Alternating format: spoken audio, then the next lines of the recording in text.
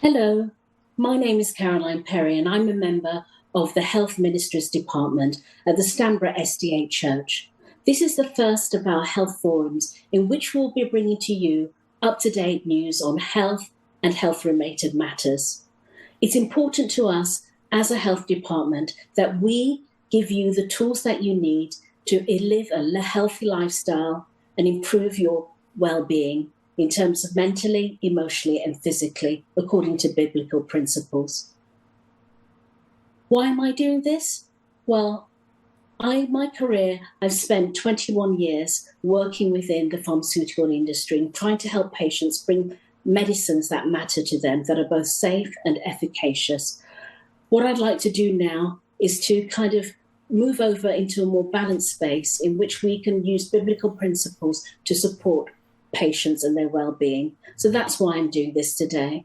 I'd like to introduce to you Adewale, our health minister's lead, and he'll be taking a leading role in the health forum today.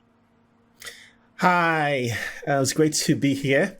And just as Caroline has said, we are wanting to use this as an opportunity to really bless people with information to help you grow, to help you cope, to help you live a happier, fulfilling life, a happier, fulfilling Christian life, which I believe is something that we all want to be able to achieve, especially in these periods where we've been struggling with COVID.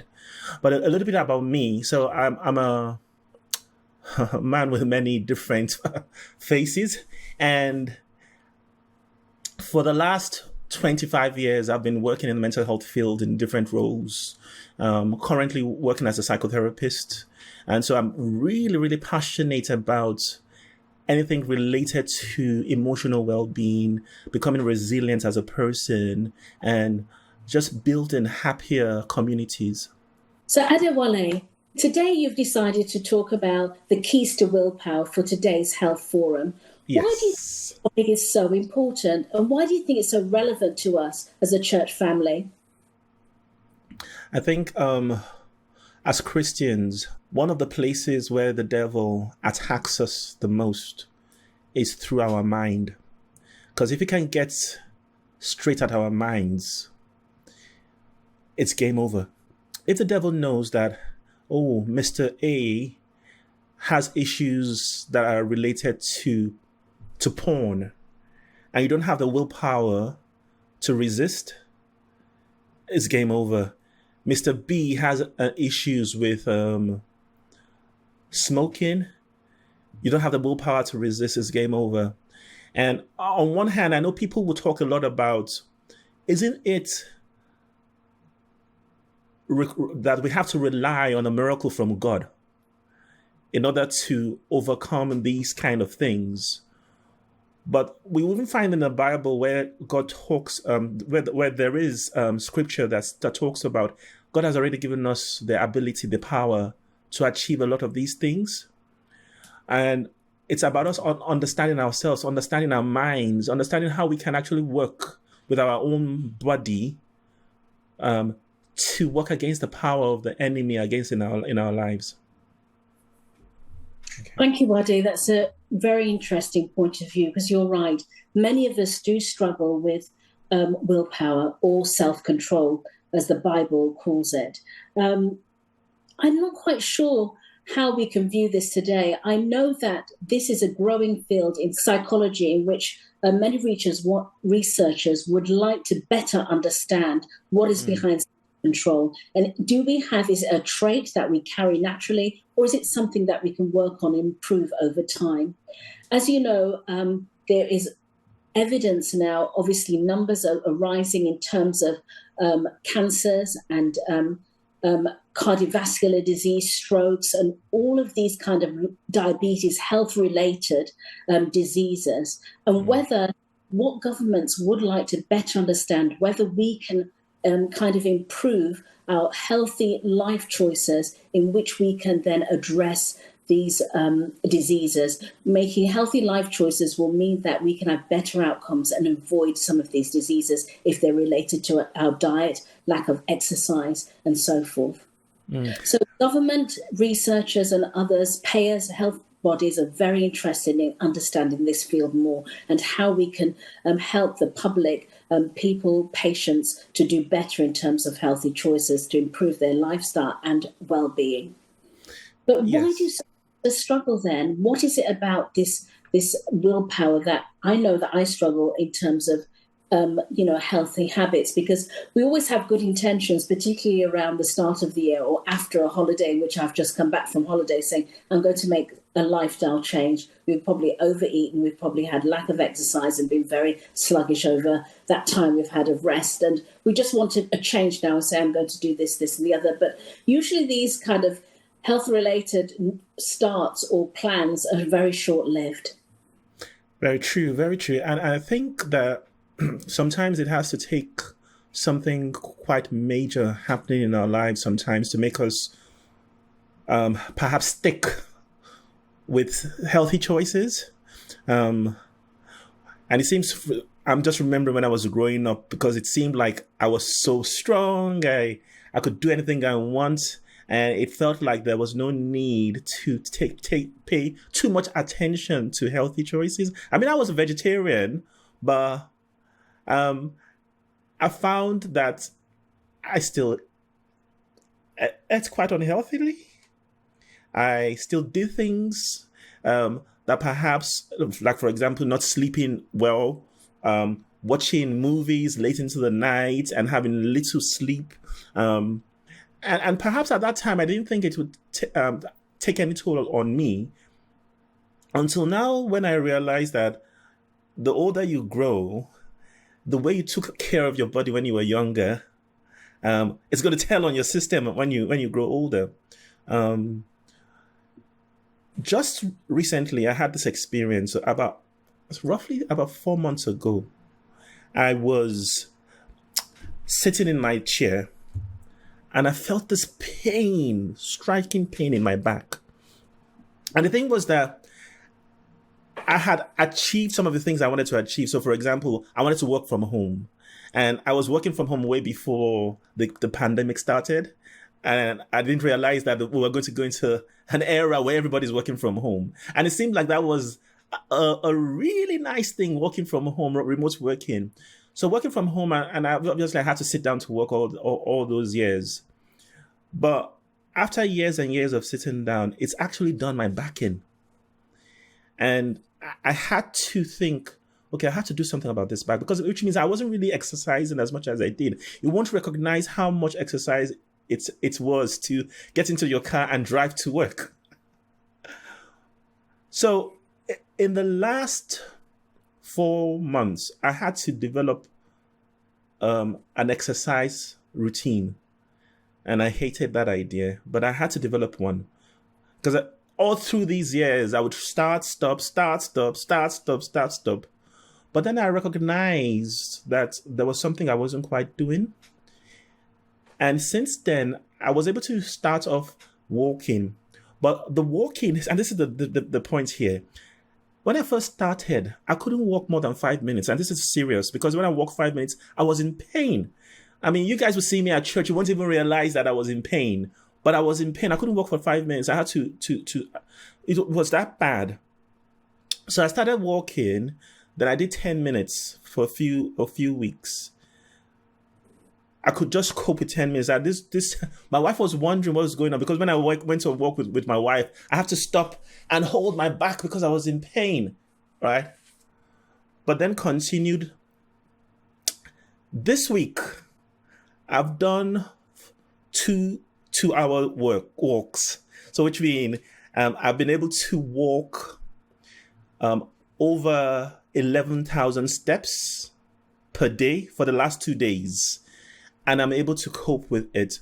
But there's a system I followed which comes to this idea of willpower that we're going to be sharing today, to show you that regardless of what it is that you're trying to learn to do differently, and you're trying to learn to stick to, there's a system that you can learn to help you stick to it. Because I'm someone who can't stick to something, but I've been able to stick to this for 4 months now.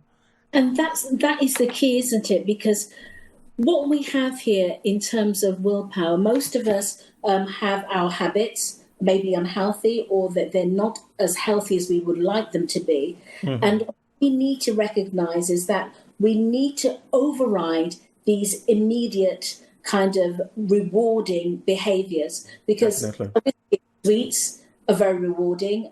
Sugars, chocolate, that's why we indulge in these healthy things, because immediately we get an effect. We get a sugar boost, a sugar rush, we get a high, Definitely.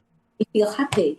Mm. Obviously, engaging, overriding that kind of behavior where we have an immediate gratification and response, and engaging in something more sustained that requires effort, such as long-term exercise, which is very goal-orientated, and we don't see the effects immediately. That is where we need the willpower to stay on the course like you did for 4 months. And that's Yes. what I struggle particularly because, and should we, the strategy that you're going to tell us, because obviously we will have starts and stops, but the whole idea is that we need to continue. Definitely. Definitely. And I actually wanted to ask you, what was the reason um, why you felt this text was really good for this topic? When I thought of self-control or willpower, this text came to me because it's something that I struggle with. I can be very self-controlled about my work. I'm disciplined around that. I plan ahead and do the other things. But when it comes to prioritizing my own health and having good eating habits, staining them, and also exercising, I'm not so good at that. And I recognize that there's lots of things that I don't do of my own free will or my own choice, that I rely on God and His kind of instilling in me the right spirit, the right mindset to do this. I cannot do it myself. I'm wholly human and I get distracted by a lot of other things. And so these things, in terms of my health, having reached a certain age now, middle-aged kind of years, I recognize that this needs to be more of a priority. So I thought, how can God help me? And when I thought of that kind of self-control, willpower, this verse came to my mind, 2 Timothy 1:7. For God gave us a spirit not of fear. We don't need to be fearful about the future, but of power and love and self-control.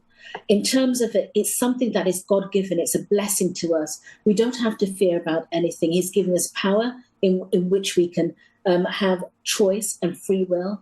Love allows us to do that in the way He loves us, but also instills in us and it kind of empowers us to do what is right, gives us a choice. And that spirit of self-control can be one in which we can exercise choice, free will, to make the choices that are healthy in terms of our mental health, our emotional health, spiritual health, and physical health. So this is what came to me in this. And that verse to me is not only a blessing, but also a promise of what He has given. That we only have to rely on Him. Okay. Okay, so I think I was thinking, when we say God has given us the Spirit, God who's given us that ability to have self-control. Interestingly here, He's not saying God is expecting us to ask for the ability to have self-control. It's saying God has given it to us. He gave us that. So which means it's something that has already happened. And when we think about the gifts of God, whenever He's given something, He's just expecting us to take it. And why am I highlighting that? Because quite often, the way we feel around the self-control abilities or willpower abilities, we feel somehow that we just don't have it. Whereas what this text is saying is we have it because God has given it to us already. And perhaps it's more about us claiming what He has given. What do you think? Yeah, I like that. I like that very much. That has brought a smile to my face, that He's already blessed us with that gift already. We only have to claim it in the name of Jesus, really. Right. He's very gracious to us. And in terms of, the life, He says Jesus came to give us life more abundantly. What more does He want us to have? Healthy lifestyle and kind of an enriched well-being, all balanced, all rounded in Him. So definitely we need to claim this and better understand self-control in terms of the biblical principle here. Yes, exactly. But then this doesn't do away with the need to learn it. Because sometimes when God has given us something, we're still needing to understand what he has given us. Because by not having that understanding, we often then don't really do justice to the gift he's given us. I'm just thinking of the story of the talents, the parables of the talents, where the master gave one servant 1 talent, gave another one 10 talents, and the one who had 1 talent was saying, just because you gave me 1 talent, I thought it didn't really want to put any effort into it. It just went to hide it away. So this idea of the self-control, God has given it to us.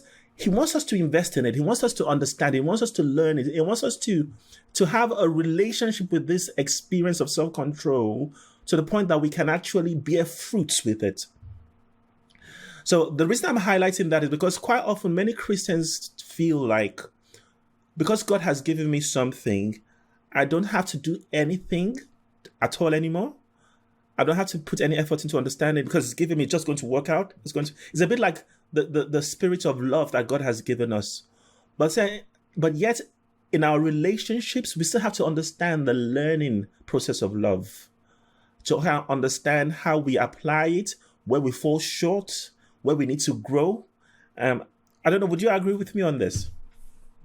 I do agree with you on this, that we do need to grow into this, this spirit and understanding that it is a gift, but we need to learn it for ourselves. I mean, I've heard the comment many times, I just don't have the self-control. It's not something it's not a trait. It's not in me to have that. But, we really need to better understand that we need to rely on God in this sense to teach us, open our minds, have the right mindset and be accepting. I mean, the scientists are saying that there's a trait, but there's also this trait can be improved and can grow.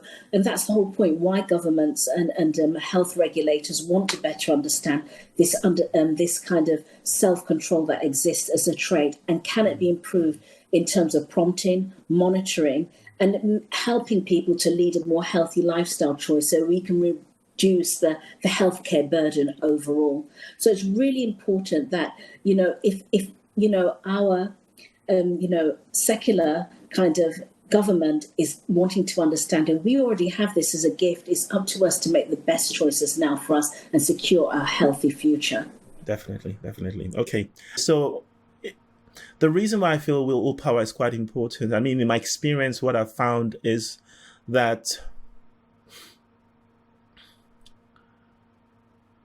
everybody just seems to want to conform to other people. So, for example, when there's a very popular opinion or popular movement or popular idea, even things like hairstyles.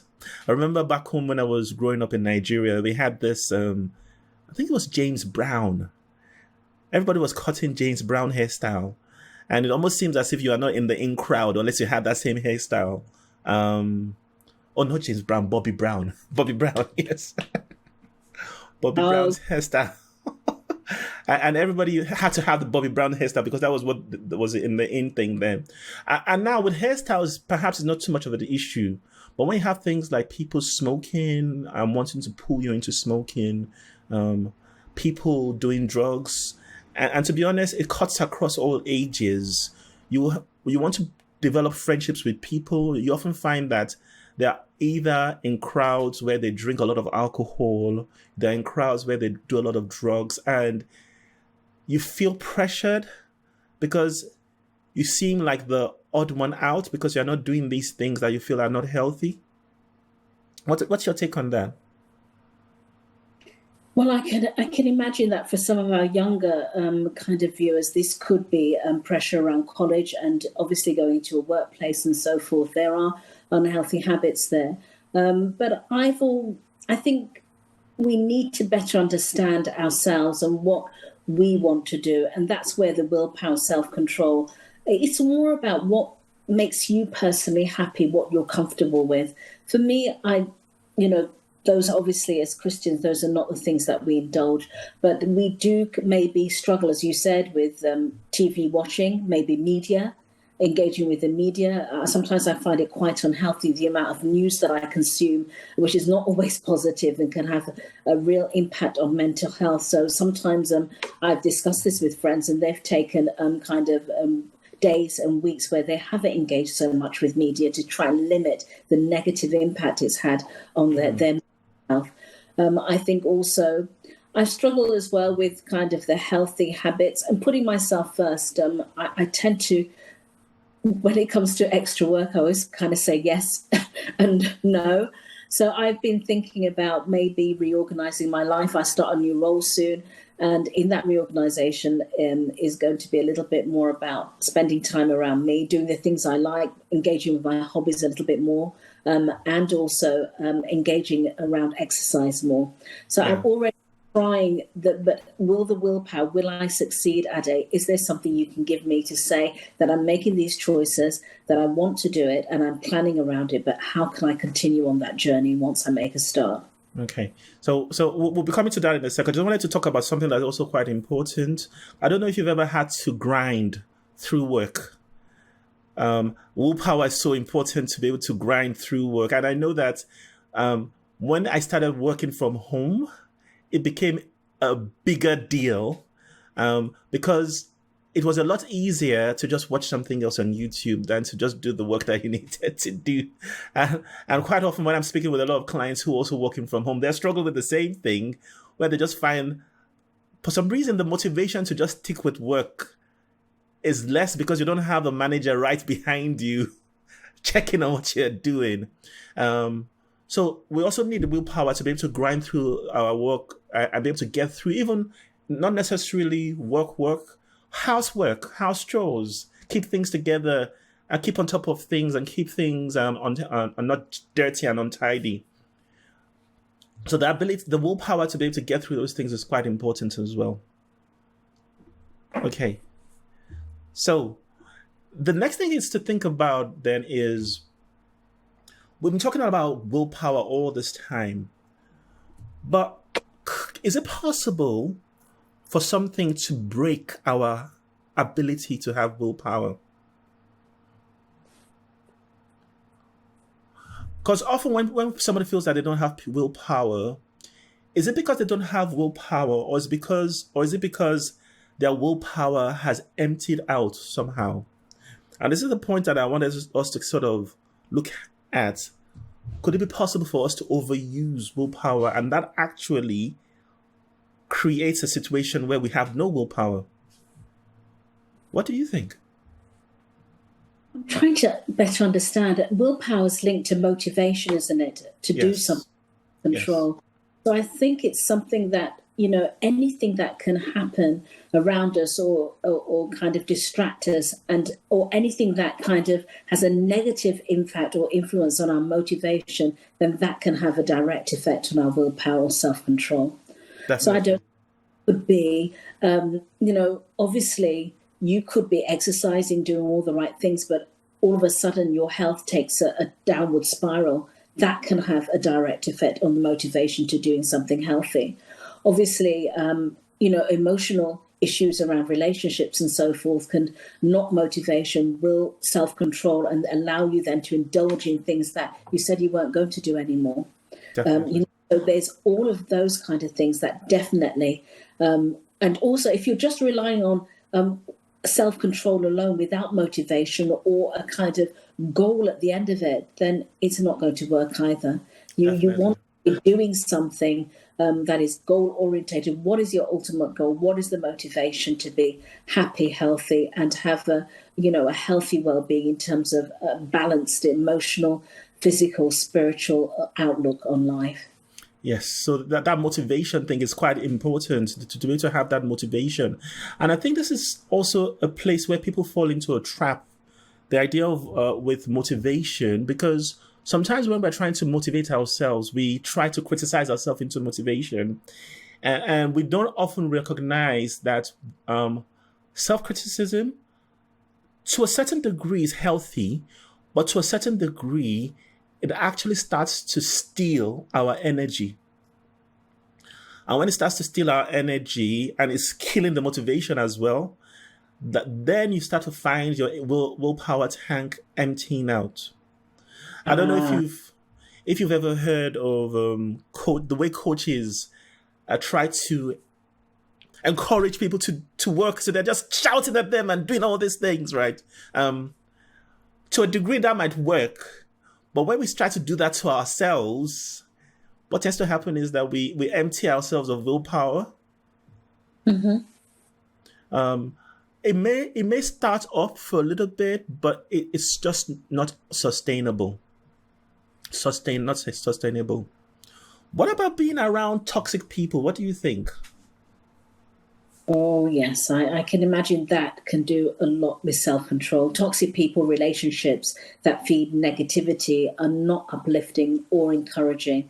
And I can see that can definitely have a negative impact on self control, or take us away from some of the healthy kind of habits that we want to form, or lifestyle changes that we want to make in our life. If they're not supporting us, and if they're doing things contrary to whatever we want to achieve, then that definitely will not be healthy for us in terms of our self-control and keeping away from things that we want to.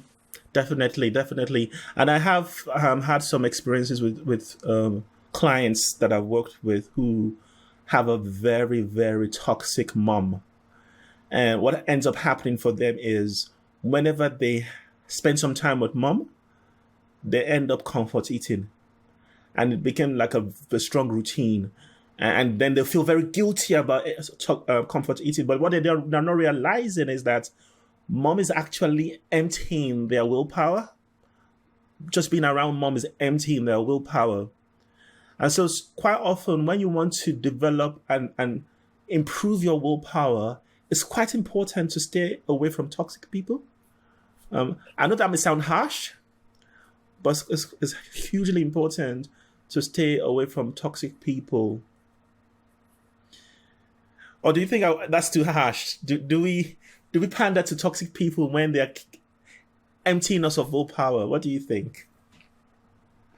No, I don't think it's harsh. I think it's we need to recognise that to be healthy, have a healthy outlook on life is not just about eating healthy, exercising regularly. It's about having positive, balanced relationships. And if even those close family members, as you say, that are toxic, recognizing people for what they are, the impact they have on you, and then to kind of, obviously you can't break a relationship with a close family member, but you can actually put safeguards around it and Yes. kind of it work for you. So I'm all for that, Ade. And I think that's what God would want us as well. He isn't kind of want us to be around people that are negative. Yes, yes. And perhaps maybe this is a point to just mention as well, because even in the church, you could have a toxic person who's stealing your willpower. Would really like to kind of encourage you to reach out to the other people around you who are uplifting, who promote you, who help you feel better as a person, especially when you have a toxic person in your life. Is quite important because otherwise you find that it's going to be hard to have the willpower to do the things you need to do in your life. Yes. Okay. So this now takes us to the strategies now. We've got 3 strategies to explore together, Caroline.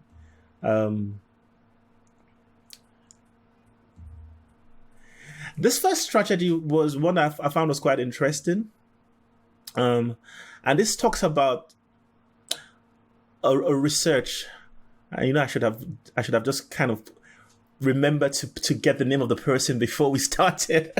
but the research was looking at the difference between people who seem to have willpower and people who seem to not have willpower. And they found that the people who seem to have willpower, they had this sort of relationship with their future self. Okay. And that relationship was, they were catering for that future self. So in other words, as an example, I would be thinking, when I get old, to the age of 90, for example, it would be nice to not be walking around bent up over and using a walking stick. And me now thinks, okay, in order to prevent that from happening, I have to do certain things to watch my back so that my back is not giving in too much. I have to do certain things to watch my weight. Because I'm constantly having that relationship with that future self. In other words, I'm making sure I'm putting in the effort to do things that will mean well to that future self. Does that make sense? It does actually, and I must admit it's a new concept for me to think about more my future self. Probably I see myself as a future self in terms of the relationships with my children as they grow, relationships with others. But what do I want for my future self in terms of an healthy outlook? I suppose I think subconsciously I must want to be healthy and strong, and probably I think, yes, if I could live as long as I could, I want to be like the Queen, maybe at 96. That's my ideal as our Queen. But is that possible? Is that feasible? I ask myself, and I don't dwell on it too much. Probably I tend to be a day-by-day person in trying to make healthy choices and trying to do that, but I have no long-term strategy or willpower over the years to kind of reach that 96-year-old queen-like kind of youthfulness that I see in her. and you see, this is those researchers found out, that those people who with the willpower, who are often showing strong willpower, this was a concept they lived with on a daily basis, making sure that they were working and living life in a way that would be a blessing for that future self as well. Those without the willpower, often they were just living more for the pleasures and the enjoyment of now. And as such, they would think, okay, I'll just watch the video, I'll watch the film for the whole night, I won't bother sleeping, but not necessarily thinking of the cost it's going to have on your future self. So part of the process of developing willpower is starting to actually develop a relationship with your future self. And a very good way would be to imagine your future self writing a letter to you, thanking you for the ways you have made sacrifices in order to ensure that your future self was in a better place. And they found that when they got people to write this kind of letters to themselves on a daily basis, their willpower improved in tangent. I quite like that idea, Adi, and it's something I'm going to try actually. I will be writing a letter and thinking about what is it I'm going to do to invest in my future self, and cool. Kind of hopefully in a year's time I'll open it again and see how I've got on. So thank you for that. Right. Cool. So the next one we have here is that willpower is more about habits than tenacity. Why would you think that? What does tenacity do that could actually work against willpower? What's your opinion? I think as human beings, we are open to change, but it takes time. You can't just suddenly break a habit and change by sheer willpower and force and kind of doubling down on it. It is about, and that can only happen over a short term, and then we'll stall again and probably regress and go back instead of making healthy progress. I think growing habits are about slowly introducing change, seeing the positive side of those changes and allowing them to grow, and doing that kind of more on a daily, weekly, monthly basis, and keep progressing. The small changes and habits, forming good habits in terms of healthy lifestyle choices and well-being, in terms of a more balanced well-being and outlook, is more about little incremental changes that grow into habits and form long-term changes in the future. So I think that's where we're going to succeed, by using self-control in terms of making more small changes that grow over time will mean that we're successful. Definitely. And I like the way you talked about it as incremental things that kind of grow over time. And so some of the experiences I've had is that when we come across something someone wants to change in their life, maybe it is that they habitually think negatively, for example, and they want to start thinking positively.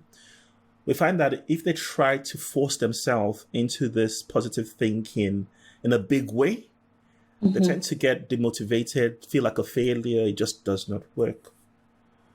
But then if we were to take a very baby step, and baby step could be, okay, I only managed to think positively once in this last whole week. And if we were just able to manage this once every week to start off with, it's a very strange thing that happens that once a small habit is developed, it's easier to tack on things on top of it. It's harder to develop. Like, for example, when I started my walking, I was just doing 5 minutes walk. To be honest, actually, was walking from my room to the kitchen and to back to my room, just because my back was in so much pain, was burning. But I kept on doing that to start off with, and then was able to start walking up around the neighborhood. But then I couldn't go far. But I kept on doing that little walk until now. I do like 11,000 steps. Sorry, and last week I did 16,000 steps for the first time last week. Wow, in a day. But the point though I'm trying to highlight is it's more about the small increments, the small changes, which is quite important. So you make a small change and turn that small change into a habit. And then once it becomes a habit, then you can tack things on top of it to grow into what you're trying to achieve. Do you have any more points on that one? No, I think you've said it all, and that's something that I will definitely be looking to as I try and go back to the gym.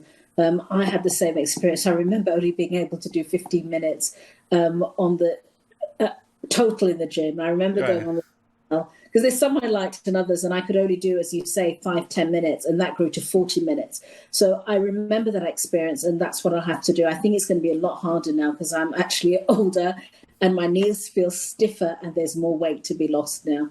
But I'm definitely going to kind of learn from your experience. That's been encouraging hearing that from you, and that you were in physical pain. It wasn't just about stiffness, and that has helped you. Yeah. So I think it's about going in small and doing it daily and kind of disciplining yourself just to have a very kind of habit, that the exercise habit or whatever it is, about having started the day even with a healthy breakfast. Your other two meals may not be healthy, but it's starting the day, or having breakfast at all. Maybe you go without breakfast. So it's those little things now that I will starting small and helping, and not be frightened that they don't grow over time, but they will as long as they're small. And I keep at it with the grace of God and that self-control that He's given us as a gift.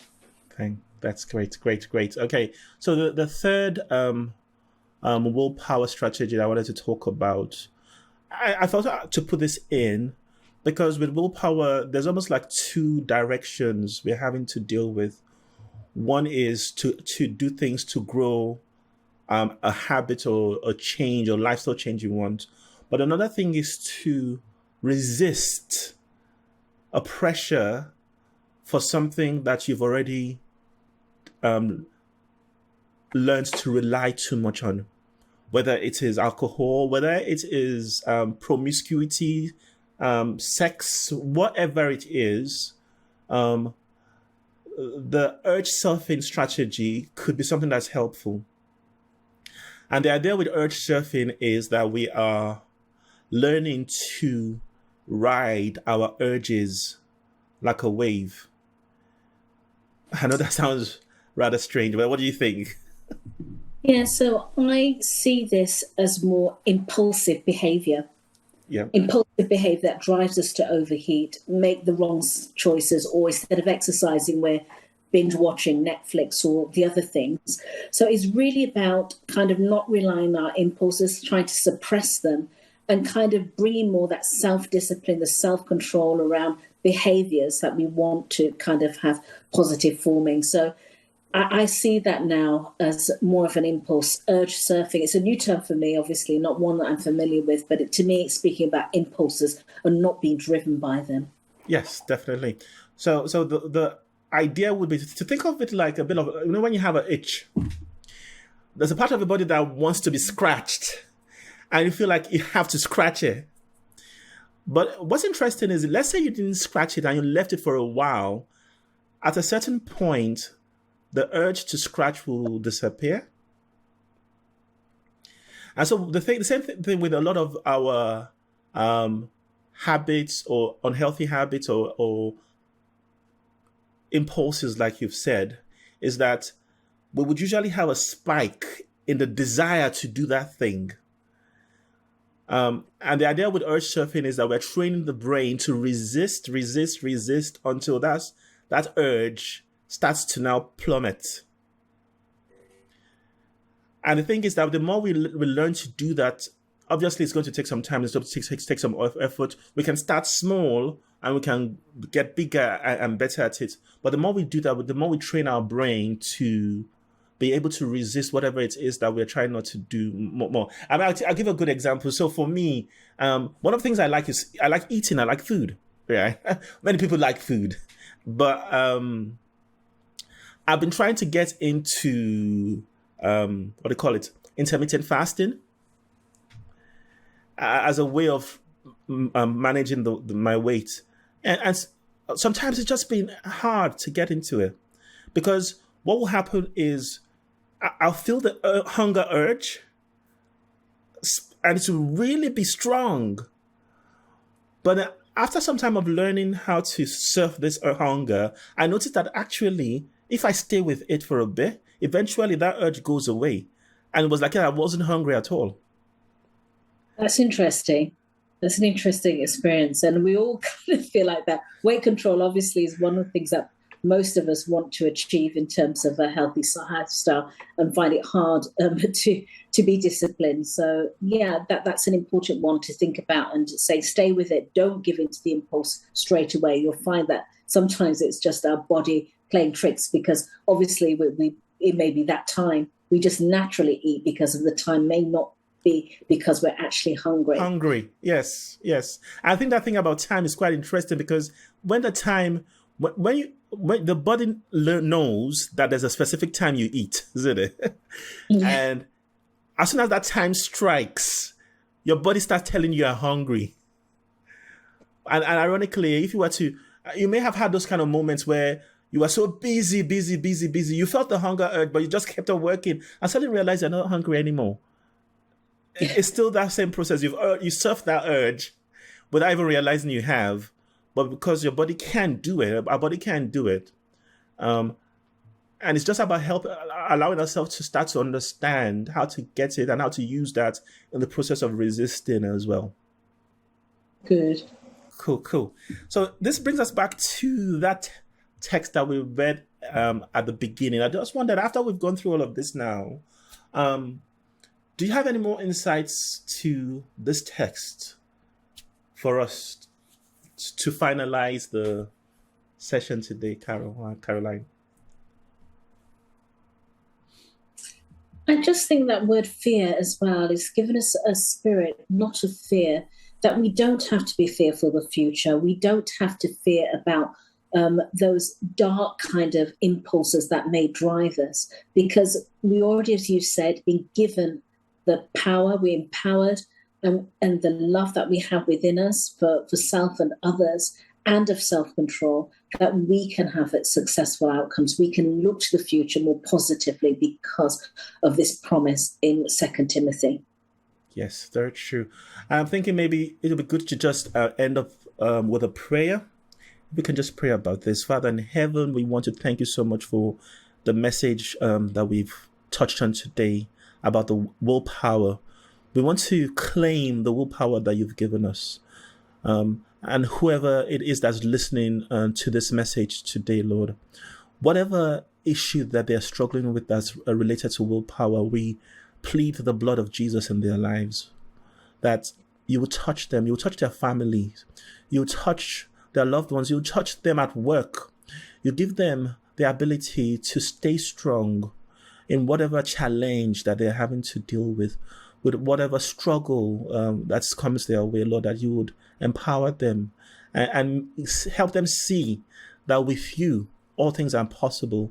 With you, the dreams that they want to achieve, the good things that they want in their lives will be possible.